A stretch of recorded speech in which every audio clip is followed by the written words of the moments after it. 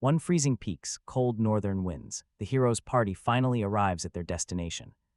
Their goal: put an absolute end to the demon lord's tyrannical rule. The Dark Lord sneers. He mocks the foolish human standing before him. He claims he is only bringing world peace, but the hero objects. No, the future belongs to humanity, and this monster took it from them. There is only one choice left: take it back. The Lord just laughs. He mocks them, fools. Humanity has only one future left under his reign. Total and absolute destruction. Finishing his monologue, the terrifying tyrant strikes. A massive, horrifying blast of raw power is unleashed directly at the hero. He just stands there posing. With unsheathed sword, the strike hits head-on, engulfing him in massive demonic fire. Honestly, did you think he was finished? Not even close. He walks right out of the explosion completely fine. Standing right in front of him is a woman with a massive shield. Swearing by her name as John Dark, she fiercely vows to protect her leader. She will let no harm reach him. The furious lord launches another strike. But this time, his attack is intercepted midair before it can even launch. Another ally steps up, a stunning blue-haired elf wielding a glowing bow. The demon lord is losing his mind at the stubbornness of these mortals. He warns them to step back, get out, or face his ultimate wrath. Too late, an assassin appears from thin air, slicing him clean in half. She hated humans once, but then the hero came and changed her heart. The demon lord is absolutely livid, bested by a mere mortal. Impossible. He cannot accept defeat from a human and his group of companions. But he cannot even throw a proper insult. His body is completely broken.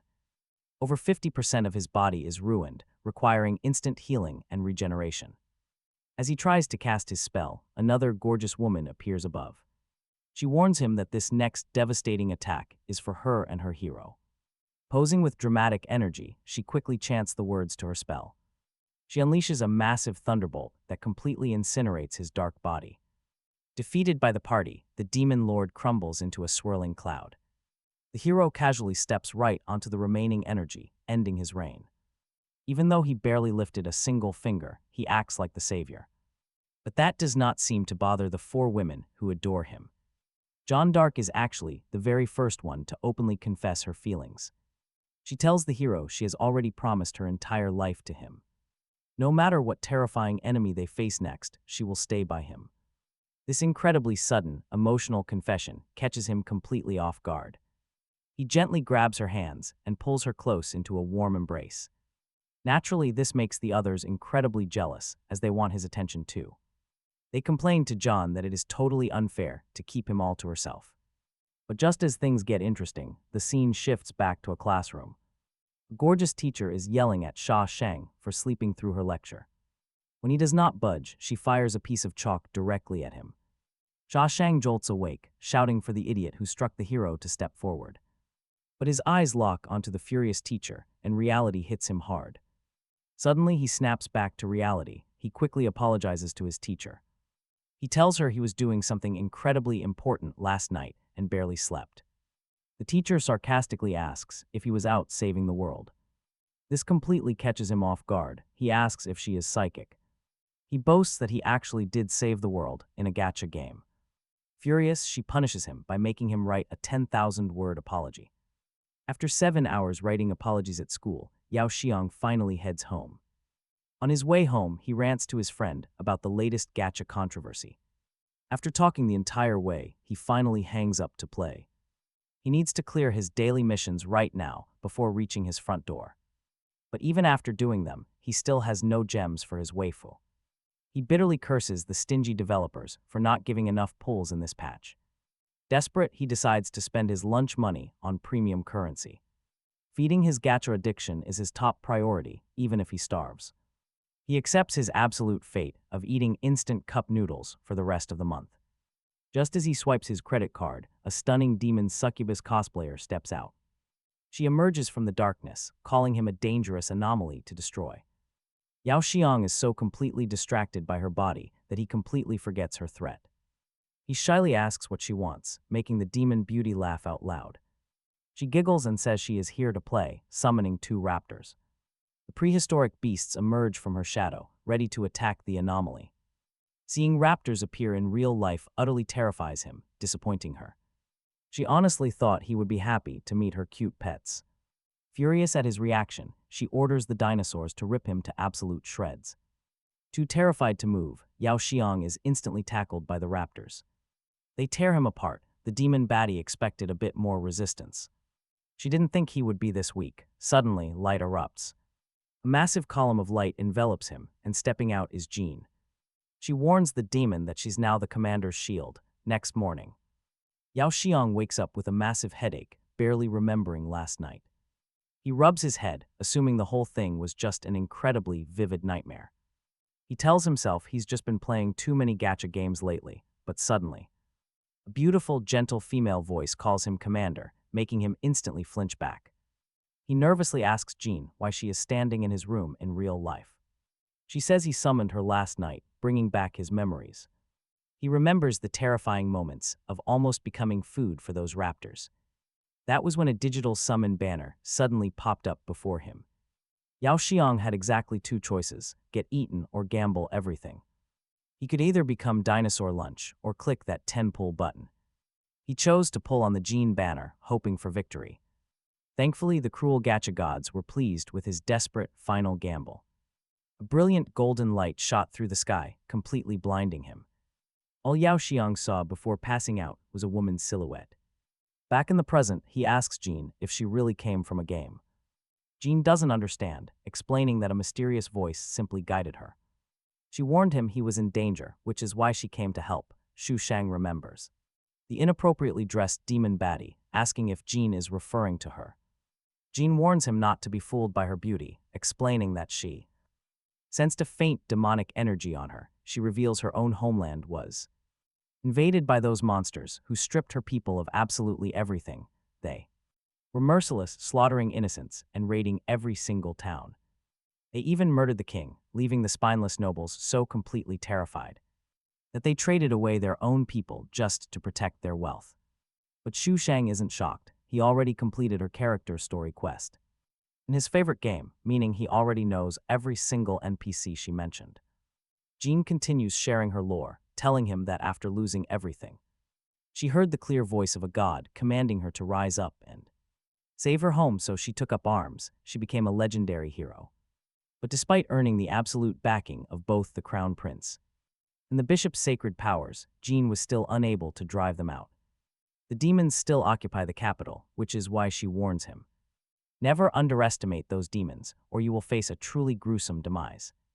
This terrifying warning sends a cold shiver down Xu Shang's spine. He quietly asks Jean to identify the dangerous demon who attacked him. She explains that her attacker was Morgan, one of the 12 elite pillars serving the Demon Queen. As an elite general, Morgan possesses many insidious skills, such as shape-shifting, deadly enchantments, and many other dangerous powers.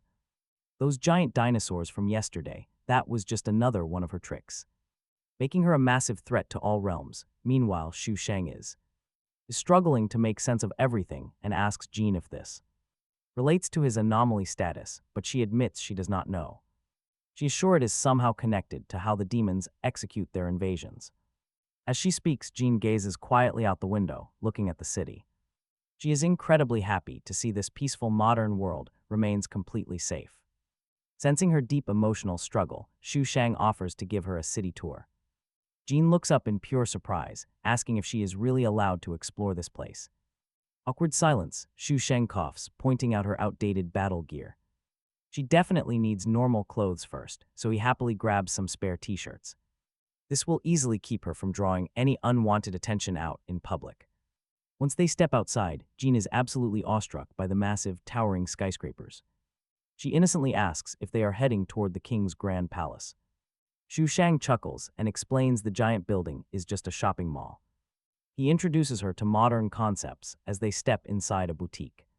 He wants to find some nice, casual outfits for her to wear. Xu Shang gets excited, feeling like he is unlocking a new character skin. But when Jean finally emerges from the fitting room, his jaw drops. She looks absolutely breathtaking, leaving Xu Shang standing there, completely starstruck.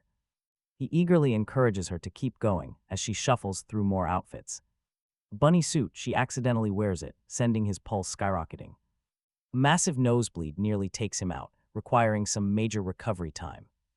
They leave the clothing store and head straight to the food court to grab some burgers.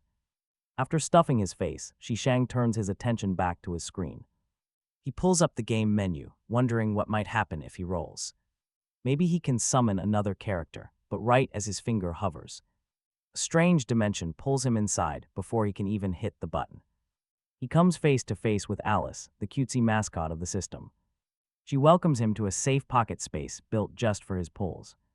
Then she suddenly calls him Big Brother in a sweet, incredibly cutesy voice.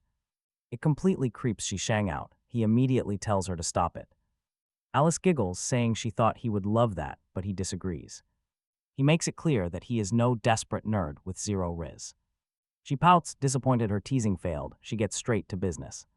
She explains that his rolls can drop high-tier gear alongside actual characters. There are plenty of useful items, but she drops a quick warning first. The drop rates are absolutely terrible, so he should keep expectations low.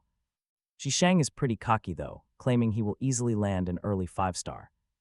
Amused by his supreme confidence, she reminds him about his free 10 times pull. He gladly accepts the challenge, deciding to do his pulls one by one. Bad move, the very first attempt drops a completely useless iron stone. Still, he keeps his chin up, sure that a 5-star is coming up next. But let's be real, gacha reality is almost always disappointing. He pulls nothing but cheap ores, making him curse Alice for this rigged system. He yells that her game has worse drop rates than Fate Grand Order. But a true addict never stops. Shishang wants more than 10 measly pulls. He decides to open up his wallet and buy 100 more attempts.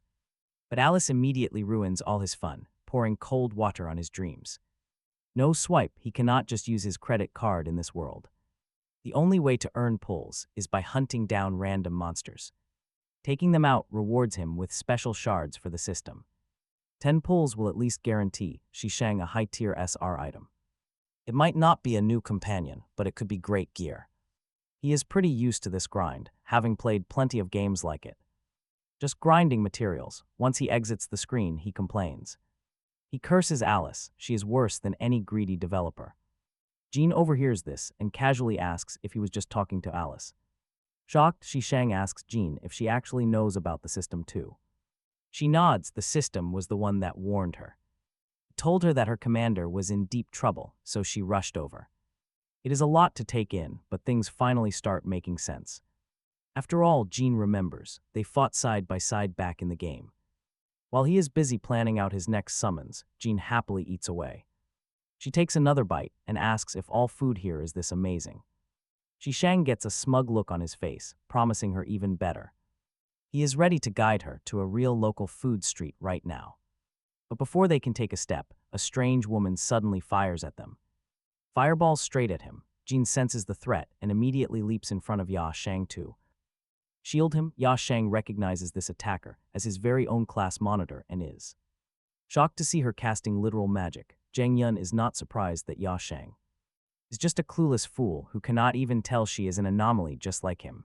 But what really catches her off guard is Jean, who looks completely otherworldly and hacks serious superpowers. Jean proudly declares that as the commander's loyal shield, she won't let anyone lay a finger on him. Hearing these anime-style lines, Zhang Yun is absolutely certain Jean comes from another world, making her feel a little envious of Ya Shang's completely broken ability. That is exactly why Zhang Yun decides he has to die, but their clash is drawing way too much attention, so they need to find a secluded spot to finish this. They settle on a nearby seaport that is totally deserted after dark. Once there, Ya Shang demands to know why she even wants him dead. Zhang Yun casually tells him that it is only natural for anomalies to destroy one another without any real reason. She immediately charges up her deadly magic to prepare for round 2. Jean responds to the threat with a rock-solid stance, ready to shield her commander at any cost. But as they gear up, deep beneath the dark harbor waters, a massive sea monster is slowly waking up. Talk about bad timing. The three of them still have absolutely no clue. Dueling, completely oblivious to the giant threat below. At first, Ya Shang fully expected Jean to easily wipe the floor with Zhang Yun, knowing how insanely strong she was back in the game. Zhang Yun was equally confident, fully planning to breeze past Jean and take out Ya Shang directly, but Jean refuses to let her take even a single step toward him. Meanwhile, Ya Sheng begins analyzing Zhang Yun's distinct moves, feeling this bizarre sense of familiarity from some game he played. After racking his brain, it suddenly clicks. He remembers a title where the protagonist wielded both devastating magic and incredible close-range physical combat skills. He hastily calls a timeout and asks Zhang Yun if her skills come from that cheesy Autumn game where a cultivation hero tries to woo a bunch of different hot guys. Zhang Yun suddenly goes dead silent, which confirms it. He actually laughs right in her face, asking what the school staff would think if they knew their star pupil was playing trashy dating sims on the sly. Zhang Yun instantly blows her top and snaps, warning Ya Sheng that even if she was holding back before, she is absolutely going to murder him now. But watch as they bicker like children. Zhang Yun suddenly senses a massive shift in the water. Just as she peers over the edge, giant tentacles burst from the deep, striking right at the completely defenseless pair. Luckily, they both manage to dodge the impact just in time while Jean quickly rushes over to shield them. Ya Sheng is not even surprised by a random sea monster, since he has witnessed plenty of bizarre things lately. But he is genuinely surprised by Zhang Yun's reaction as she confidently tells him that she has slain tons of these interdimensional beasts in her past. So some oversized squid is nothing to her. Instead of fighting each other, she casually asks Jean if she is up for a little competitive match. Testing who can take down this giant beast first, Jean gladly accepts the challenge, firmly gripping her sword and shield to face the beast. Feeling the Zhang Yuan stops holding back and finally activates her spirit talisman to summon heavenly lightning. Heavenly thunder crashes down, striking the sea monster and dealing massive damage. The electric shock paralyzes the beast, giving Jean a perfect opening to strike. She swings her holy sword to slice through its massive tentacles. With the raw power of God and anime on her side, she shreds every single limb. Terrified, the giant sea monster retreats back into the deep ocean waters. But just as they lower their guard, a sudden swarm of tentacles erupts from below. The appendages crash through the harbor stone, targeting everyone in their path. Zia Sheng tries to yell out a warning, but a massive limb whips him away. Before Jean can even react, the thrashing tentacles wrap tightly around her instead. The grip is absolute. Watching this struggle from high up on a crane is the demon girl. She looks down at their desperate struggle with a sinister and mocking grin. Meanwhile, Zia Sheng finally groans as he slowly wakes up from that brutal, crashing impact. Suddenly, another tentacle snatches him up and drags him deep underwater. He thrashes around to break free, but the panic only drains his breath. Darkness edges in as he loses consciousness, while Jean and Zhang Yuan struggle to breathe. Those terrifying ocean limbs are actively draining all of their precious stamina. Jean knows that if she remains trapped, her commander will surely drown. Driven to the edge, she activates her ultimate high-risk skill. It triggers a 10-day cooldown, but grants her complete damage immunity for 20 seconds. Blessed by this divine shield, Jean breaks free from the tight hold. She dives straight into the dark sea because every single split second counts. Watching this, the demon girl smirks, and honestly, things are getting incredibly tense right now. Deep underwater, Jean pushes through the current to reach Zia Sheng. She quickly grabs hold of Zia Sheng and breathes some life-saving air directly into his mouth. With only 14 seconds of immunity left, she swims hard toward the surface. But another massive tentacle wraps around her ankle, dragging them back down. Worried that she might lose him by wasting time cutting limbs, she makes a choice. She hurls him upward with all her might and unleashes her ultimate technique. Her divine sword power is a devastating combo that requires a massive sacrifice. This ultimate skill can only be unleashed once a paladin has sacrificed her own life force. Holding the radiant blade of God, Jean charges forward to end this battle. The beast never stood a chance against a top-tier legendary goddess like her.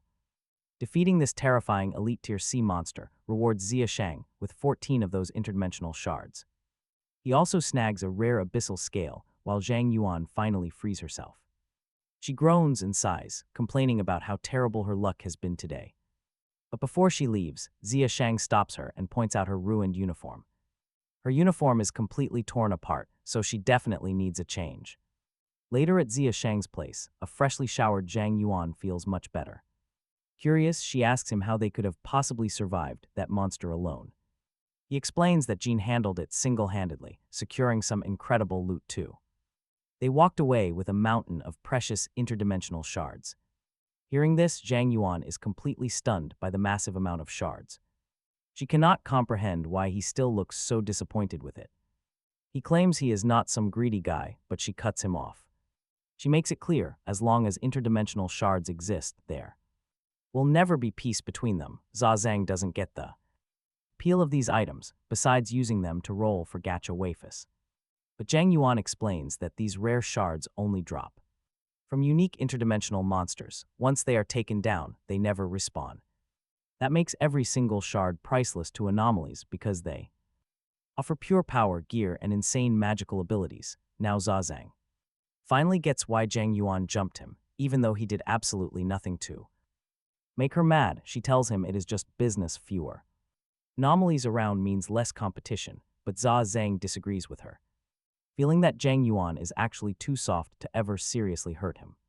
Hearing this, Zhang Yuan blushes like crazy and warns him that next time she is coming straight for his throat. She quickly throws her uniform on and bolts out of there before things get any more awkward. Zhang is left utterly confused, having no idea what he said to trigger that reaction. The 2D anime girl talk reminds him of Infinity Fantasy Cosmos, the gacha game that summoned Zine. He wonders if studying its lore can help him survive. By looking into the basic plot, he finds two factions, the heroic side and the demon faction. This dark faction is ruled by the terrifying demon lord Agaras, who is obsessed with conquering the human world. The heroes are led by a champion backed by powerful waifus from all sorts of fantasy races. Together they banish the darkness, but that is just where the story begins. But get this, that hard-won victory was just the tip of the iceberg, because an even bigger conspiracy is brewing in the shadows. Studying this lore gives Zhang two critical takeaways. First, the player in the game is totally invincible and can respawn endlessly, but here in the cold, hard reality, he only has one life. He must stay incredibly cautious since other anomalies might not be as gentle as Zhang Yuan. Second, he is currently way too weak. He needs a squad of allies just like the game hero. Right now, he has only Zine, who is a great shield but lacks offensive power. Luckily, his latest haul scored him 14 brand new interdimensional shards, which means he can finally perform a 10 pull on the gacha. He fires up the system and teleports straight back into the safe zone. But instead of a cute little helper, a curvy older sister is waiting. This gorgeous woman, Alice, immediately shoves Zhang's face into her chest. He is absolutely stunned to see his tiny guide suddenly so grown up. Alice smirks, explaining she is the system itself and can take any shape. Zhang is so incredibly flustered that he completely forgets why he came. Alice has to snap him out of it, asking if he wants to summon waifus.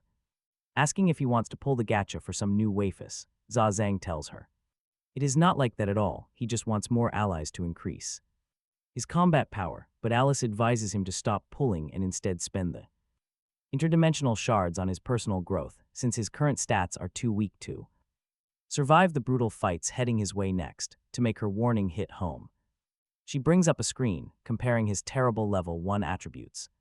Especially compared to Jean's level 30 stats, it's a massive heaven and earth gap. Shang tries to argue back, pointing out that a commander doesn't need to step onto the battlefield directly, so just pulling for pretty waifus is totally safe. Alice completely gives up on him after that logic, but warns him that doing random 10 pulls will get him absolutely nothing, so he needs to save up a massive hoard of currency before finally rolling for a specific character. Shang can't really argue with her, as his luck has been absolute garbage ever since he first summoned Jean, so he decides against rolling this time, leaving the gacha space behind to brainstorm how he can get Yang Yuan to reveal a spot where he can track down and hunt some interdimensional beasts. Right then, Jean steps out of the shower wearing nothing but a bath towel, which instantly gives Shang a massive nosebleed that nearly knocks him flat. He quickly begs her to put on some actual clothes before he loses his mind and does something unholy. Escaping her, Shang heads straight to bed, only to find Jean lying right there next to his pillow. He can't believe he actually has to explain that boys and girls shouldn't be sharing a bed, but Jean just reminds him that as his personal shield, she is duty-bound to stay right by his side at all times.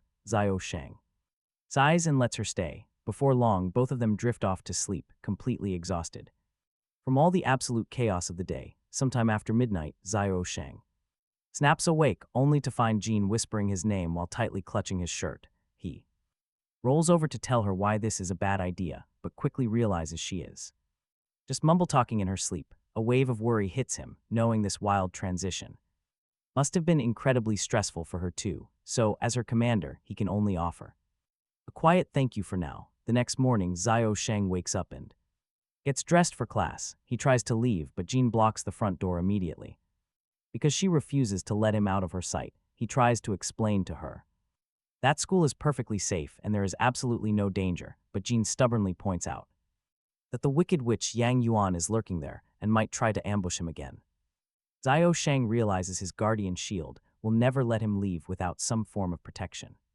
So he decides to take a massive gamble and try his luck on the gacha banner. His hope is to summon a stealthy waifu who can easily blend in and follow him to class. He quickly calls out to Alice, eager to summon a brand new ally. Instantly, Alice teleports him right into the familiar glowing gacha space, where Xiao Sheng spends 10 of his hard-earned interdimensional shards. He is desperately aiming for Tristana, a legendary assassin character with the unique ability to slip directly into her commander's shadow. As he presses the summon button, he prays to the gacha gods to bless him with this high-tier waifu, but his luck is famously garbage, and the first 9 slots yield nothing but useless upgrade stones with absolutely zero signs of life, just as Xiao Sheng is losing all hope. The final 10th pull suddenly flashes with a bright purple light, revealing a card that represents an SR tier character. Alice can only pity his tragic luck for missing the SSR, but Xiao Sheng is just thrilled to get anyone. He quickly activates the card, summoning a dark portal pulsing with a heavy demonic pressure that fills the room. Out steps a stunning crimson-haired vampire beauty who instantly locks onto his presence and pounces directly on Xiao Sheng. The second she spots him, he is completely stunned to see Chimera emerge from the pool, instantly remembering her as one of his strongest. She was actually a game villain who later got whitewashed into a playable character. But that is not even the wild part. She is related to another SSR character named Hecate, her biological sister who inherited great magical powers from their grand sorceress mother. Meanwhile, Chimera inherited the traits of her father, a literal vampire prince. That is why, while Hecate was a good character from the start, Chimera was pure evil. That is why she was chosen to be the big bad of the game's second chapter. But as a starting boss, she was easily defeated by the main hero early in the game, making Chimera fall madly in love to the point of calling him her fiancé and wanting to have his babies. But back in reality, Chimera pins Su Shan down, whispering how much she missed the scent of his blood. Su Shan can only nod along because aggressive, dominant girls are his ultimate weakness. Chimera uses this to push him to make babies right then and there, but Jean shoves her off and reminds her it is still broad daylight out here, so they should at least show some shame. Chimera turns around, shocked to spot Jean standing there. She immediately starts mocking her, calling her a pig knight who is only good for being the commander's meat shield. Jean gets absolutely furious at these insults, firing back by calling her an old, stinky brat trying to seduce their innocent commander. Naturally, things quickly spiral completely out of hand. As the two girls keep screaming insults at each other, this forces Su Shan to step in and stop them. Otherwise, school is out of the question. Thankfully, the chaotic bickering finally stops on the spot, as Su Shan decides to bring Chimera along. She can easily transform into a tiny bat to follow him right inside the building. Still, Su Shan is pretty worried that someone might actually spot her, but Chimera smoothly reassures him that everything is under control. After all, she is the vampire queen, not some brainless knight who only knows how to fight on the battlefield. This relieves Su Shan, who heads to class and takes his seat by the window, looking just like the main character of a classic slice of life anime. As he gazes out at the yard, Jing Yuan approaches and asks him to come up to the school rooftop because she has something to tell him. Naturally, the gossip mill instantly goes into overdrive. Is this actually the legendary school rooftop confession scene everyone only sees in anime? A few minutes later, they meet up on the windy roof where Jing Yuan admits she was honestly surprised to see him show up at school. Today, she asks if he is not even a little afraid of another ambush, especially since he does not have that protective female knight around anymore. Su Shan calmly answers that he is not worried, not one bit. He knows she would never dare to skip her classes for a stunt like this, considering how much she genuinely cares about her school life. Jing Yuan is left completely speechless, unable to find a single way to argue back, so she quickly shifts the entire conversation over to those dangerous interdimensional monsters, asking Su Shan if he wants to form a temporary alliance with her. Su Shan has zero issues with that, since hunting down monsters to recruit more companions was always his main goal.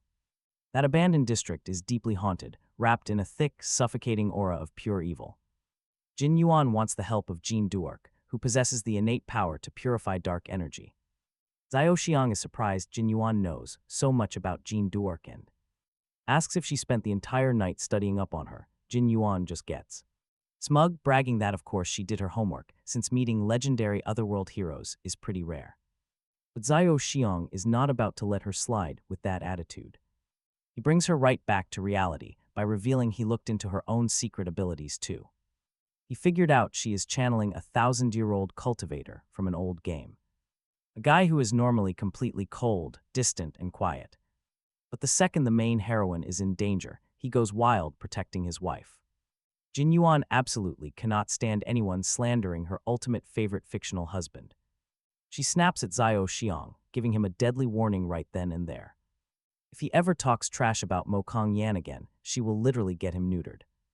Right as the threat leaves her mouth, Chimera suddenly teleports directly behind her. Grabbing Jin Yuan by the throat, Chimera warns her that Zhao Xiang is her actual fiancé.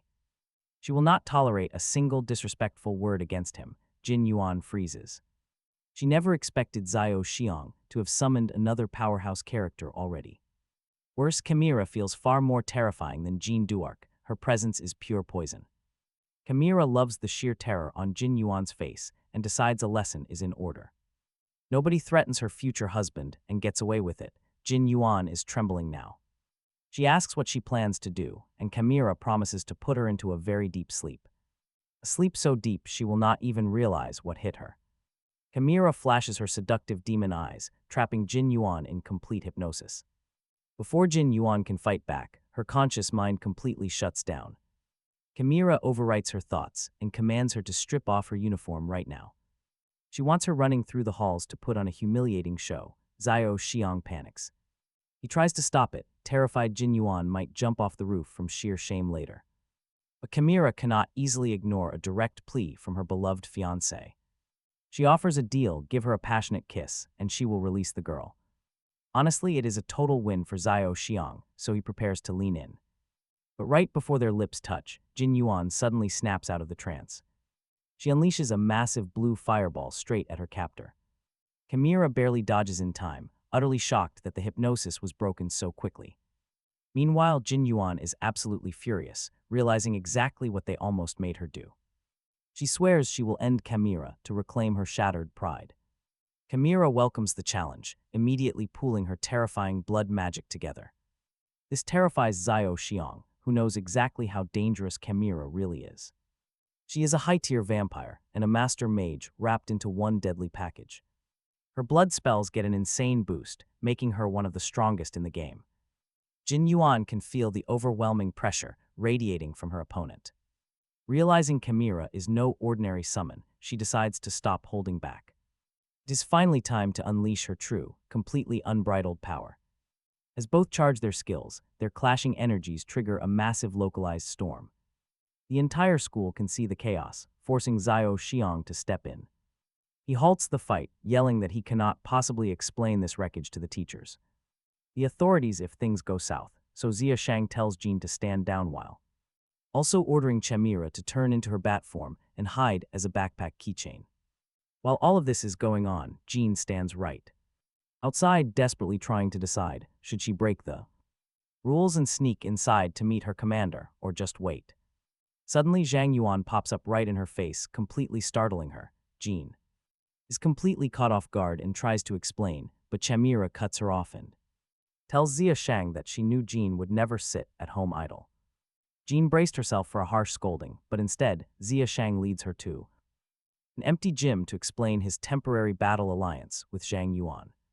Jean is deeply worried, asking if that girl is trustworthy. Zia Shang reassures her, promising she won't backstab them. Besides, he tells Jean it's absolutely crucial to hunt these interdimensional shards down. Why? Because he is just an ordinary human who needs plenty of wafus. Some will protect him while others do the heavy fighting. Zia Shang realizes he's becoming exactly like a Pokemon trainer, which reminds him of his recent roles for Chimera. Didn't he get some gear too? He immediately asks Alice to pull up the equipment list, though it turns out to be pretty useless. Everything is low-tier common trash, except for one rare item. Luckily that's a piece of armor which makes Zia Shang celebrate, but when he puts it on, his excitement instantly dies. He looks like a ridiculous furry clown wearing a tight pink bunny suit with bizarre proportions. Zia Shang is ready to trash it immediately, but Alice quickly points out he can hide the appearance of any item to avoid looking like a total joke. This barely saves his last shred of dignity. Zia Shang immediately feeds the useless common gear into the armor, leveling it up nicely. With his defenses upgraded, he takes a look at the weapons next. Sadly, none of them suit him, being either generic common gear or weird, highly specific weapons he has absolutely no clue how to use. So he decides to just stick with the armor. It is not like he is planning to fight directly anyway. Later that night, his two waifus join him as they head to the abandoned district. There they meet Zhang Yuan, who is wearing a traditional Chinese dress. This immediately prompts Zia Shang to smirk, teasingly asking if she is cosplaying some game character. Zhang Yuan flat out ignores his silly bait and tells him to keep his head in the game. This spooky area is crawling with dangerous interdimensional monsters spawned randomly from various fictional worlds. Zia Shang stops teasing her and steps into the ruined district, immediately choked by a heavy stench of blood. While the three of them struggle to breathe, Chimera actually seems to enjoy the foul scent. Since it is absolute heaven for a vampire, this prompts Jean to mock her, calling her a filthy, stinky bat who loves hanging around in disgusting trash.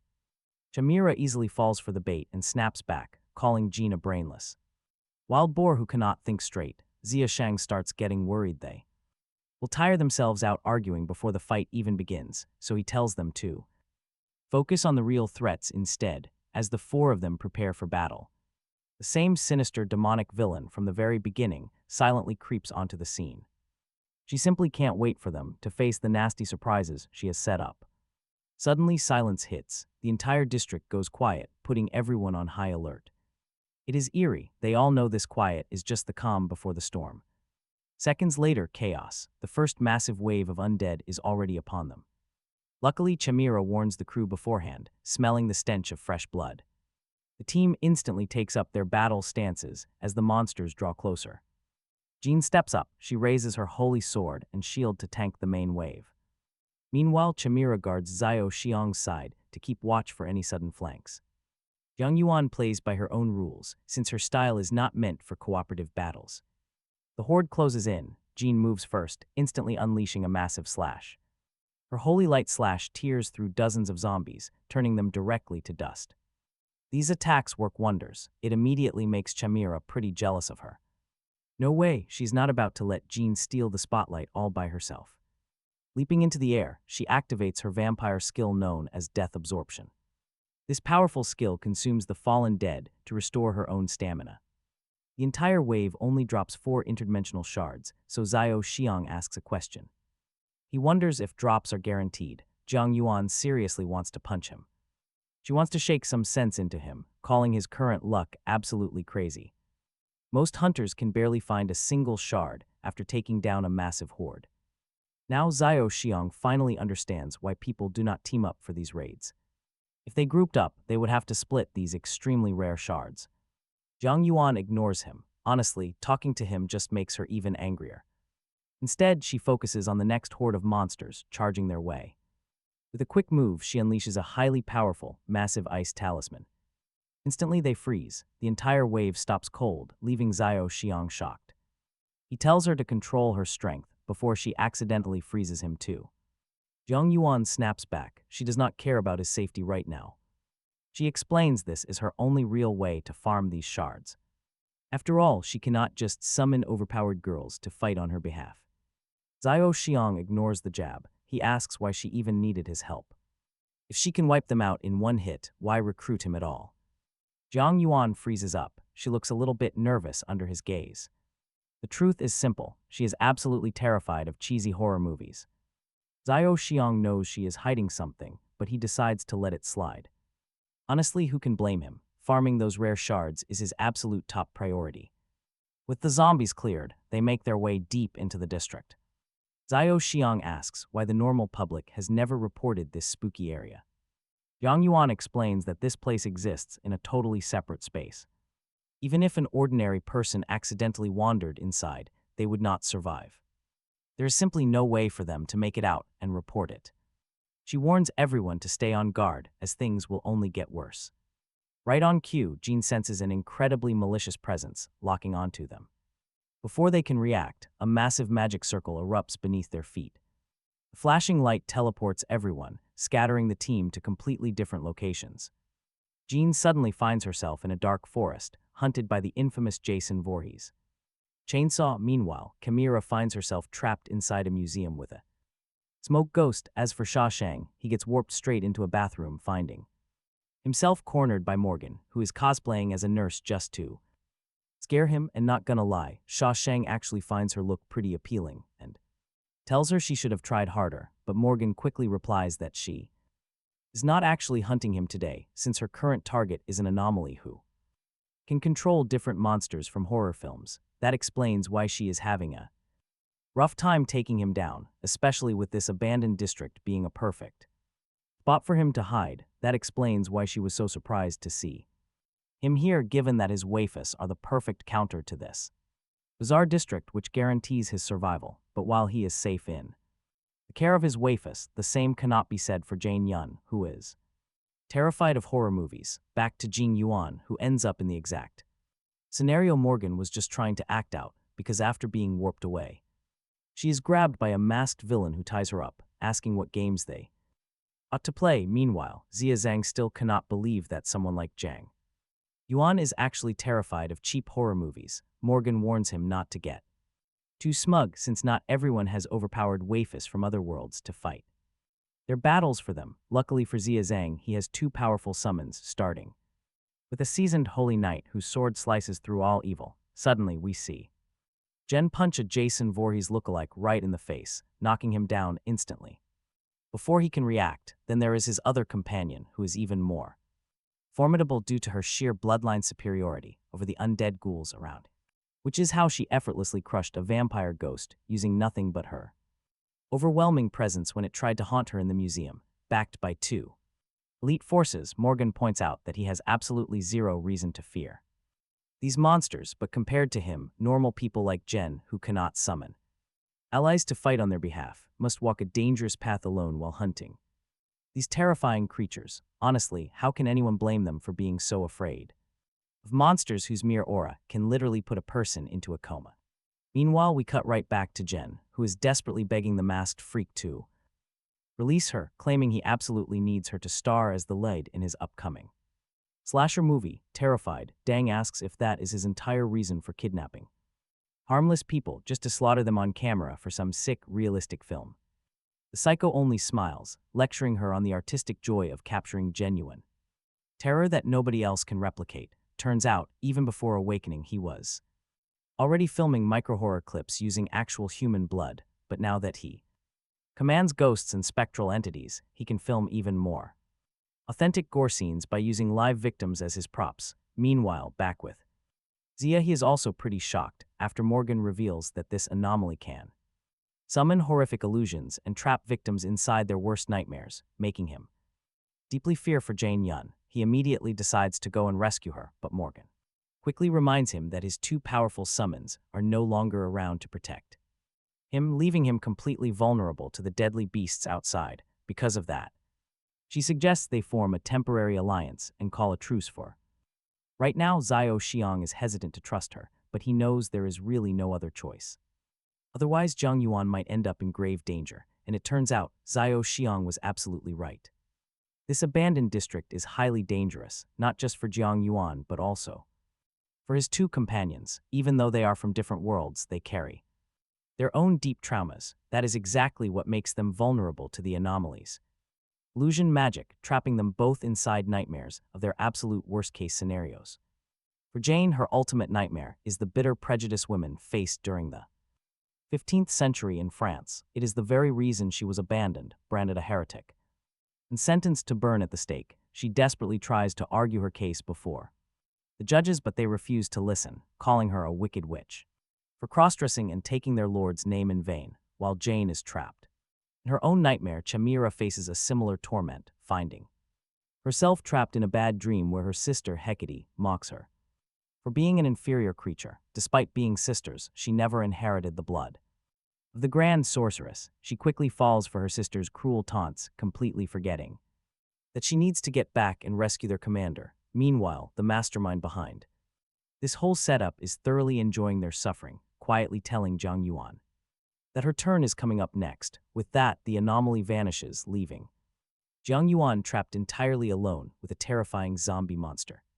While everyone else struggles in their nightmares, Morgan remains completely unaffected. Intrigued, Xiao Xiang asks why the anomaly's illusions do not touch her. She casually replies that as a succubus, she has natural immunity to such low-grade mind tricks.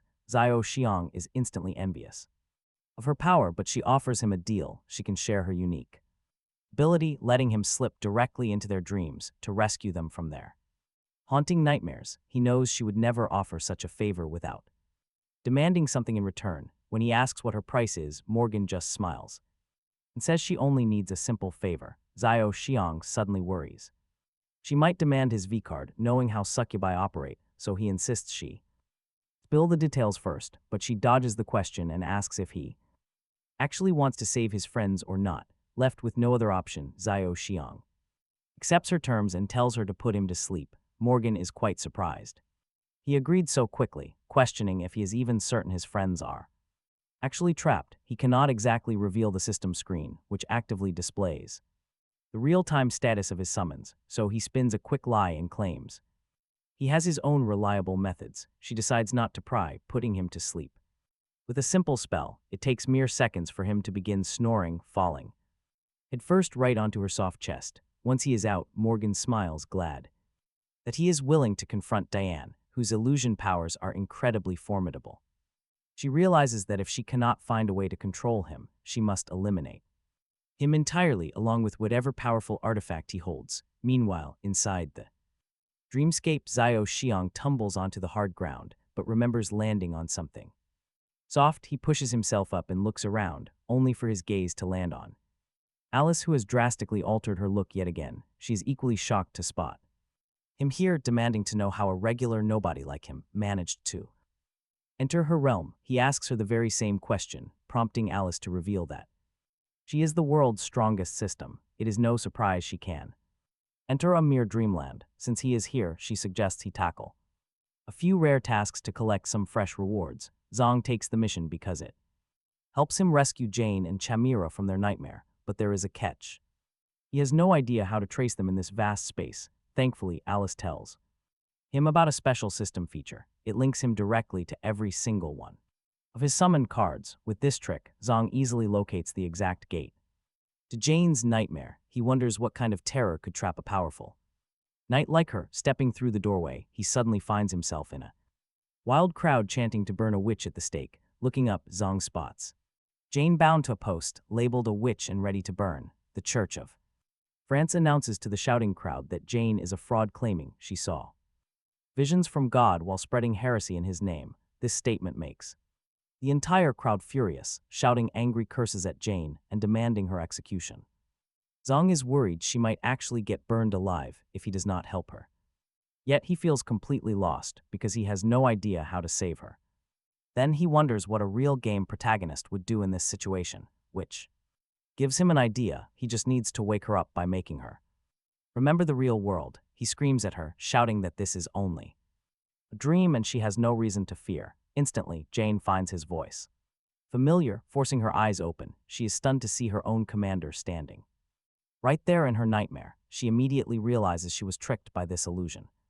Locking in, she unleashes her bright, holy powers to completely shatter the entire nightmare to pieces. Meanwhile, Dion continues his cruel torture of Jiang Yuan, unleashing a vile zombie to torment her body. The continuous assault leaves her in a conflicting state, her body reacting to pleasure while her Soul is paralyzed with absolute terror. After savoring her torment, Dion decides to finish her off by projecting the nightmares of her closest friends, hoping it will crush her remaining resolve. Yet, the moment he powers up the television, he is shocked to see that Zhang has already saved Jane and is moving to rescue the others. Dion absolutely fumes, unable to accept such a cliché twist, ruining his perfect horror movie. This sight gives Zhang Yuan a spark of hope that Zhang can actually reach and save her, but before he can, he must first rescue Chimera, who is currently locked in a brutal battle against her own sister in a nightmare. Zhang wonders what that nightmare holds.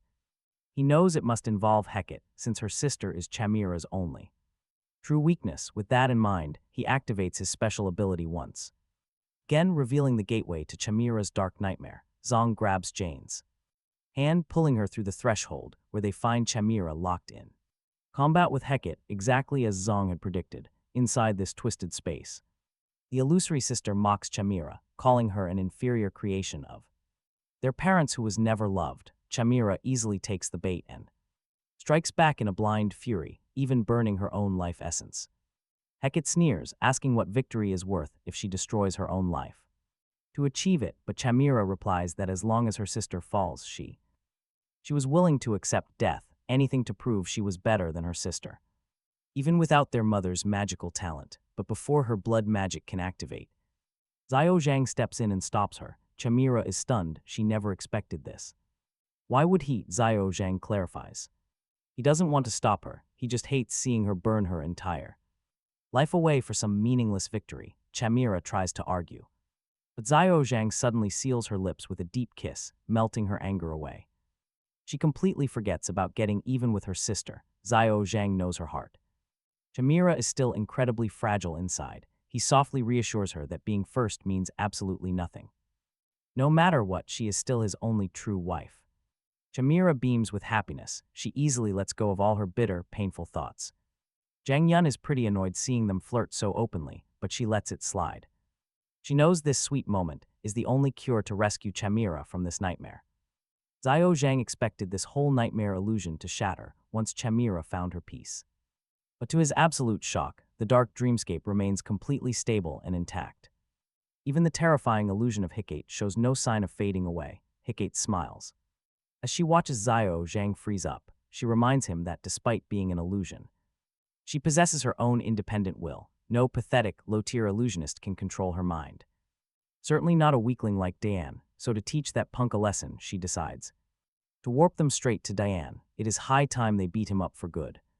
He will learn to never mess with her precious sister again. Meanwhile, Diane, watching all of this unfold on his monitors, is in absolute shock, an illusion.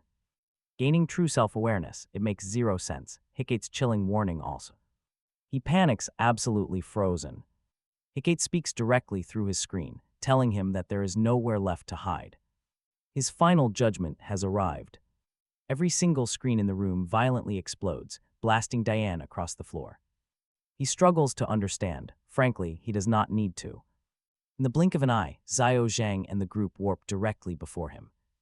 Xiao Zhang demands answers. Diane remains silent. But Zhang Yun steps up, exposing Diane as a sick, twisted serial killer. This freak literally films his brutal murders to make twisted horror movies. Hearing this, Xiao Zhang decides to permanently delete this monster right now. No way will he let him hurt another innocent soul, but during the chaos, Diane desperately calculates a way out of this deadly corner. He is terrified. Creating another nightmare is too risky. Another self-aware entity like Hecate could spawn. That leaves just one desperate option. He must use his dream killer ability, targeting the guy who seems the weakest. Zhang Yun immediately realizes that the villain is just stalling for precious time. But by the time she yells out a warning, it is already too late. Diane unleashes his dream killer spell, initiating a truly horrific transformation. He will morph into the absolute worst terror lurking in Xiao Zhang's mind. Diane grins, expecting a massive, unstoppable beast, but this is a fatal mistake. See, Xiao Zhang has only one true fear, Morgan, the monster who almost slaughtered him just days ago. He transforms into Morgan, specifically her succubus form that she used in her first fight against Xiaoshang. This catches him completely off guard, as being in a female body. is entirely new, preventing him from unleashing the full power of his dream-eating skill. Meanwhile, Ziashang is incredibly embarrassed to admit that his absolute worst nightmare is just a curvy succubus. Because of this, he quickly orders his two allies to restrain the monster so they can send him to meet Sora AI in hell. Dan cannot believe he is losing, since monsters in horror films always win and are never supposed to get beaten by mere humans. Ziashang brings him back to Earth. He flatly reminds Diane that real monsters are actually immortal. Apparently, Diane is not one of them. After frying Diane to a crisp, Ziashang gets several system alerts about earning rewards for taking down an anomaly. While completing the special tasks assigned by his system, one of the rewards gives him 20 interdimensional shards, while the other offers character experience points. This level-up progress is crucial for Ziashang, who is stuck at level 1. Because of this sudden upgrade, the system alerts Ziashang of an upcoming maintenance period to unlock brand new system functions. While he waits, he decides to free Zhang Yuan and head back to reality. Once awake, Ziashang opens his eyes to find the three girls gathered around him, remembering everything. He searches the area for Morgan, who had promised to ask him for a favor. But there is no sign of her, except a fresh lipstick mark on his neck. This triggers instant jealousy in the girls, who vow to themselves that they will hunt Morgan down and get revenge for stealing a kiss from their commander. Meanwhile, Morgan slips away to the center of the abandoned district, searching for Diane's corpse, who perished in the real world after that massive lightning strike. It is disappointing such a powerful anomaly went down so easily, but her mood brightens when she spots the tape. She was hunting for Right on his corpse, instantly forgetting her pity. As for Ziashang and his team, they do not care about Diane. They pack up their gear and exit the ruins, having gathered their shards. With the mission complete, Zhang Yuan formally thanks Ziashang for saving her life, promising that she will owe him a huge favor. Ziashang accepts it with a cool nod, making Zhang Yuan's heart flutter. She cannot deny his charm, but she quickly suppresses those warm feelings. Instead, she tells Ziashang that their temporary partnership is officially over. He should not bother contacting her again, especially since he acts so reckless. This prickly attitude only makes Ziashang wonder if she actually cares. After parting ways with Zhang Yuan, Ziashang and his two loyal companions finally return home, eager to wash off the dirt from their long fight. It is already deep into the night, while the others clean up. Kamira approaches Ziashang with a tired, pale look on her face. He asks if she is all right, and Kamira admits she used too much blood essence. As a result, she feels completely drained. Ziashang knows that vampires usually restore their strength by consuming human blood, so he offers his own. Kamira smiles at how incredibly caring her fiancé is. But she explains that vampires do not just survive on plain blood. Other bodily fluids to replenish her life force, and just like that, Zhao Xiang immediately regrets offering his own body, but as her commander, he has no choice but to accept his fate. A few minutes later, Jen steps straight out of the shower and finds Zhao Xiang shriveled up like a mummy. She panics instantly and demands to know what Chamra did to him. Chamra just teases, saying they only did things that normal married couples do together. Hearing this makes Jen absolutely furious, and she starts hurling all sorts of nasty insults, which forces Zhao Xiang to drag himself back to life to stop their shouting match. Once the chaos settles, Zhao Xiang drags his tired body to his bedroom for some sleep, only to find both of his gorgeous companions fast asleep right on his bed. Honestly, for a total virgin, this wild temptation is simply too much to handle, so he decides to. He gladly offers them the bed, opting to crash on the sofa instead. But Jane and Chamra would literally rather die than sleep next to each other. They start to argue all over again. To stop the noise, Zhao Zhang has to become a human shield right between them, ensuring he gets absolutely zero sleep. To make matters worse, the seductive Chamra keeps whispering and teasing him from his left side, which makes seriously, who could blame him? Keeping calm is incredibly hard for Zhao Zhang. Right when he thinks tonight is his lucky night, Jane shuts it down. She clings tightly to him, refusing to let him get even a single inch closer to Chamra. Once he realizes there is no hope tonight, Zhao Zhang closes his eyes, only to wake up inside the gacha space, which looks completely different from before. Alice quickly steps up to inform him that this is just a new system skin, and if he does not like it, since he can just change it, Zhao Shang decides, the current skin is way too creepy. He asks Alice to switch it back to the previous one. She quickly complies. Next, she introduces him to the game's latest updated features, starting with the banner selection. Now Xiao Shang can select a specific character. This targets them during his summons. It works. This completely eliminates the frustrating system randomness. That old randomness was exactly why Xiao Shang pulled Chimera instead of Tristana. The second major update is a trade-up contract, which allows Xiao Shang to merge items. He can now easily combine his low-tier items to create much stronger high-tier equipment. This is a massive win for Xiao Shang, and let's be real, his luck is usually trash. Alice smirks with pride, boasting that this special feature does not even exist in the game. She happily threw it into the gacha system for him, completely free of charge.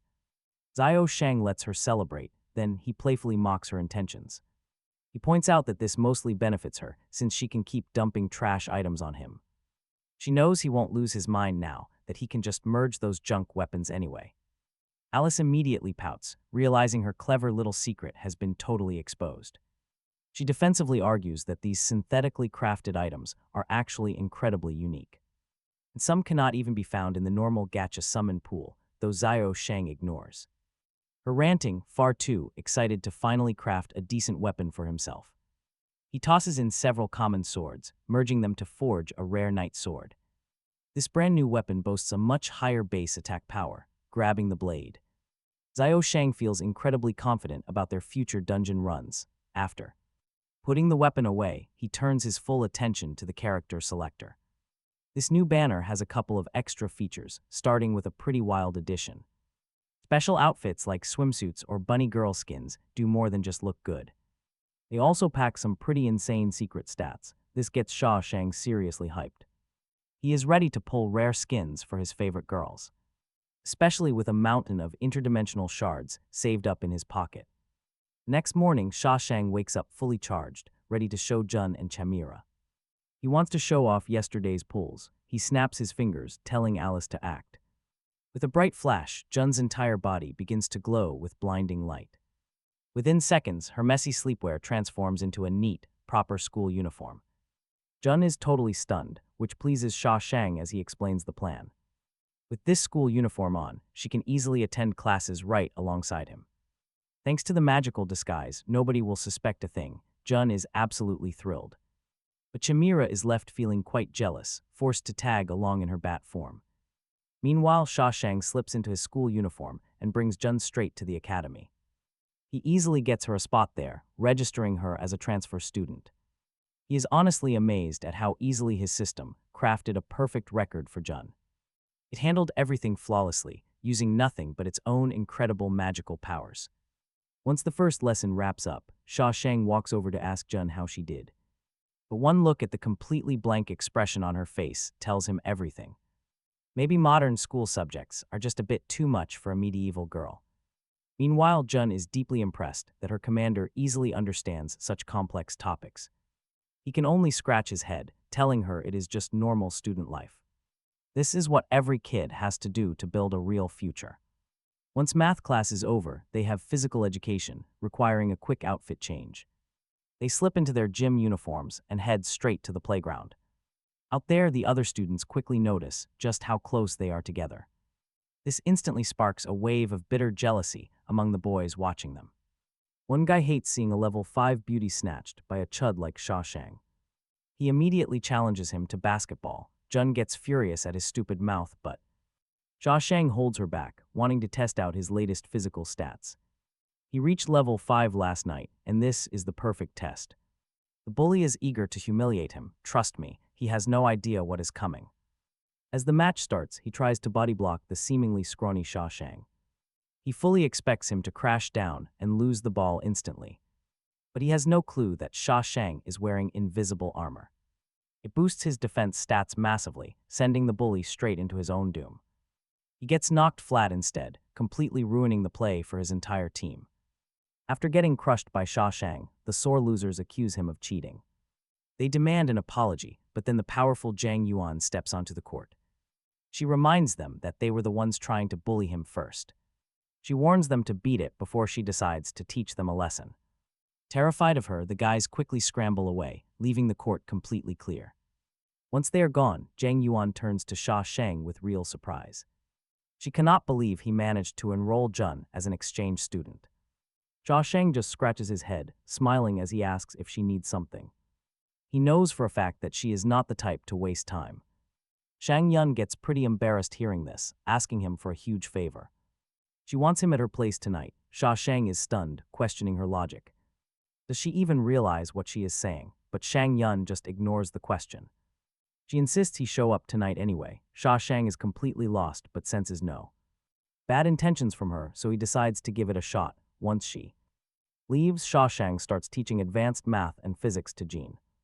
She only knows the basic stuff after all. After a couple of hours, the sun finally sets. They pack up their bags and head over to Shang Yun's house. Two maids greet them at the entrance, and they are stunned to see that Shang Yun lives in a literal mansion. Sha Shang feels a bit embarrassed by his own shock. Shang Yun tells him it is really nothing special, just a big house. Chimera really hates how arrogant Shang Yun is acting, so she immediately starts comparing this mansion to her own family castle. Talk about a totally unfair comparison, considering she is the actual vampire queen. Now, Shang Yun already detests Chimera for her previous antics. Hearing these petty remarks, she simply cannot help but ask Sha Shang if he really had to bring his entire family along with him.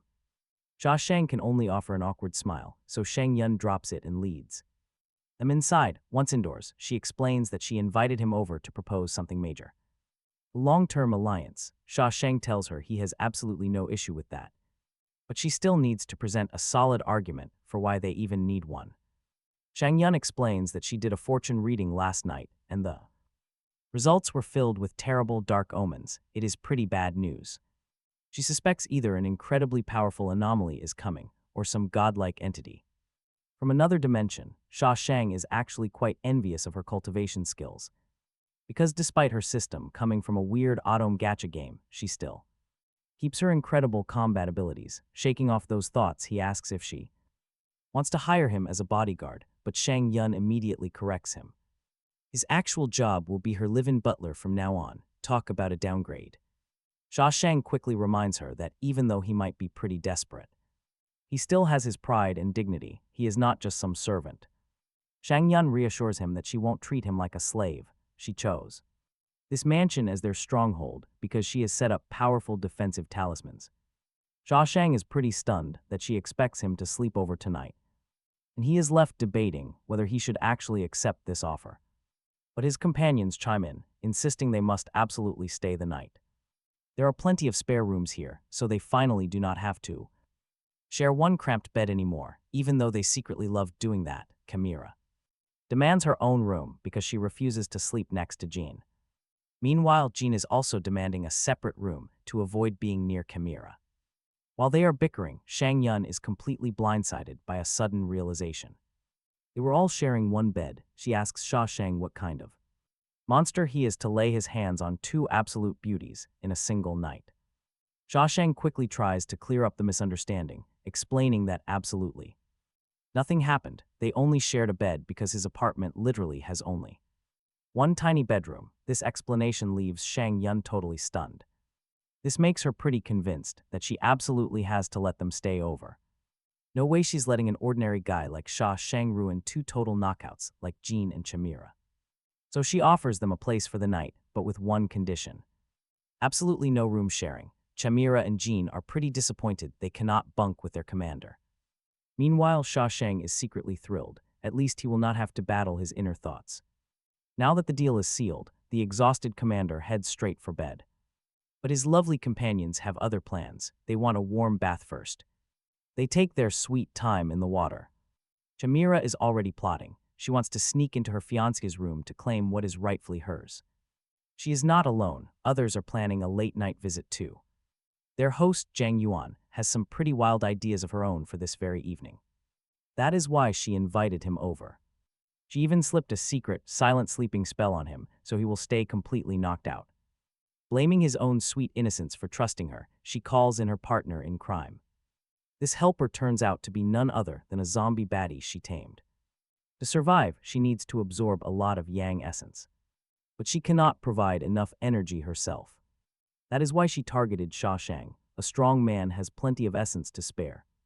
Now Zhang Yuan fully expected the zombie to just take it through a simple, harmless kiss.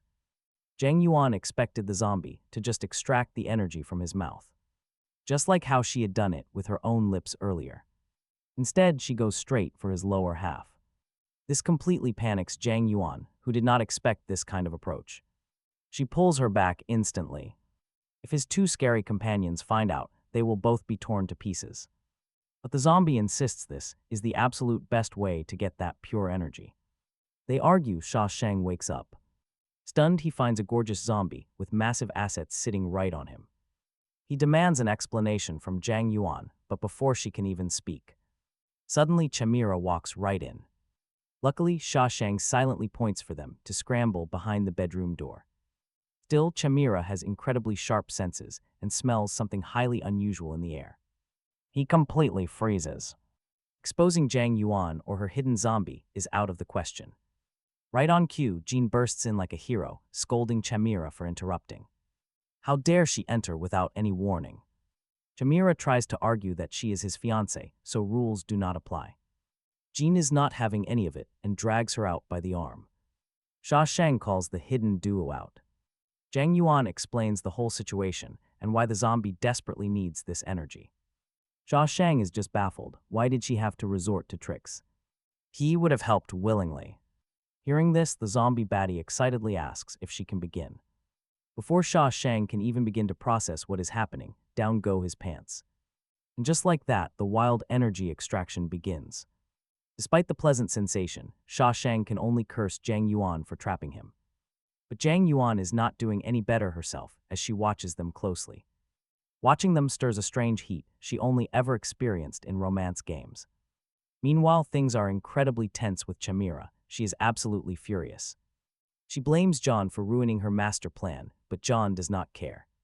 John only wants to protect her commander and keep him safe. She even forces Chimera to sleep in her room to ensure she stays put. That way, Chimera cannot sneak out to do anything completely shameless to Sha Shang.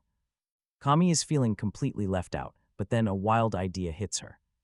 She tells Jean that if she is so jealous, she can just join them. Jean actually considers this for a second before her extreme shyness totally takes over. She quickly rejects the crazy offer and refuses to let Kami play either. Elsewhere, Morgan arrives at a quiet church to meet with her fellow demon, Yura. She is there to hand over the mysterious tape found on Dion's corpse. This confirms the tragic news of Dion's death, which completely shocks Yura. She never expected a powerful anomaly like him to go down so easily.